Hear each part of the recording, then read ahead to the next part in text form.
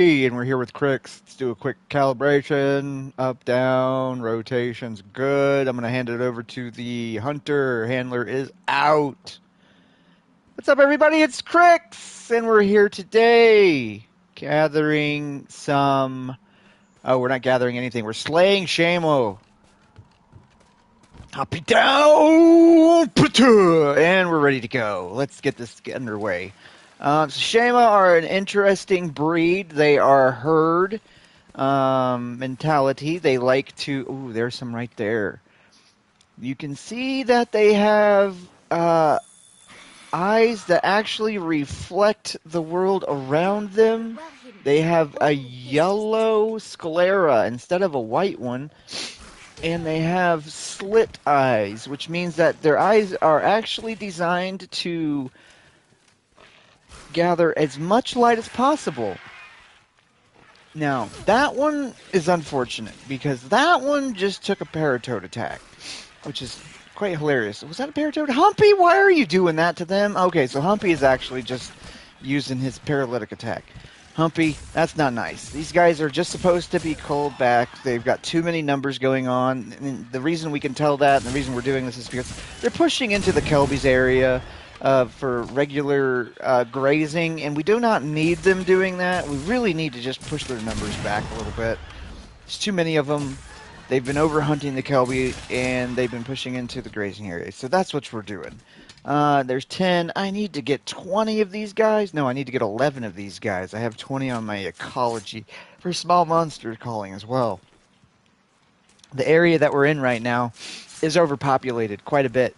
Since we've gone to the Coral Highlands, the numbers of all of the monsters have been just grossly overpopulated, mainly because the Rathian pushed in to one of the common grounds and decided to start attacking everything and pushing them away.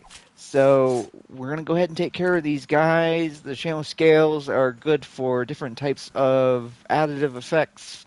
I don't know exactly what. I haven't been able to use them.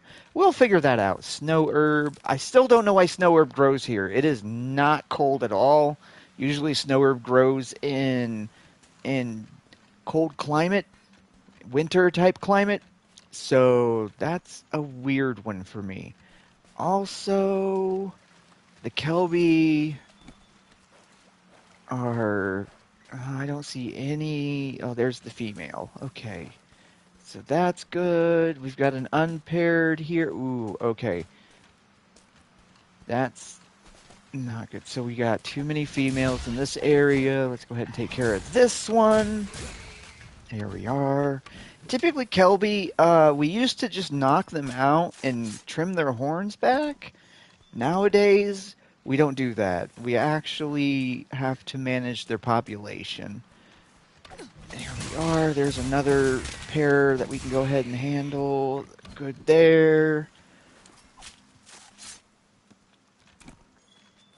Now, with the raw meat, we can take it back. We can go ahead and cook it. It's good for the campground. White liver, that's another good item to have for the campground. The compound is always in need of high-protein meals. We have a lot of hunters with a lot of work to do. We can see these guys up here that are glowing are actually a type of beetle. They attach to this coral. They attach to a lot of different structures, actually, but I can actually latch right onto one. They're a latch beetle. Haha, funny naming, right? At least that's what everybody else thought. But we can use those to get around pretty easily. Figure out different areas to reach that aren't normally accessible. Like that. And like up here. I don't think there's any Shamo up here, though. I don't see any trails or dung or anything. Get some more honey. A lot of the stuff that you're going to see me doing in these areas are going to just be setting up and then collecting resources so that we can make sure that the larger monsters are handled properly. We don't like to go into large monster hunts without the appropriate equipment, without the appropriate resources. Ah, what is down there? That's a heck of a jump. And there's an updraft. I'm going to have to check that out later.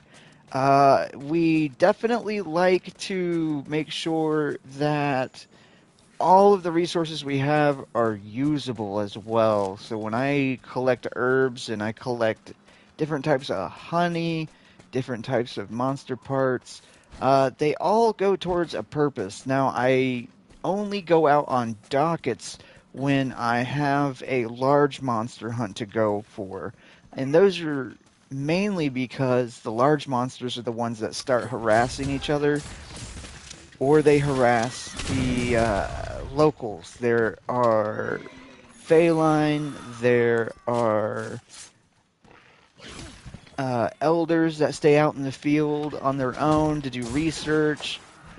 There are Gremlkin, and we'll get reports from each one of their groups if a large monster is being abusive or if they have used a ability that may endanger the area. Like, let's say we have an Angenoth, and the Angenoth uses a fire breath in one of the forested areas and scorches some plant life. We have to make sure that that gets taken care of, and the only way to do that is to make sure that we either capture it, we trim back its fangs, we take care of the salivary glands. Maybe it's using its fire breath because it's feeling aggressive or is feeling like something else pushing into its territory.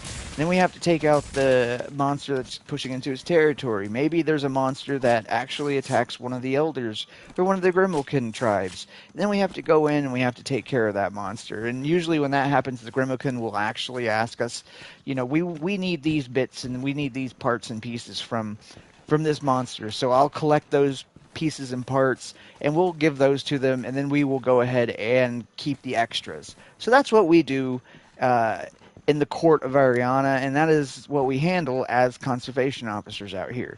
Now, I will see you guys later. We will go ahead and discontinue this recording, and I will catch you up on the next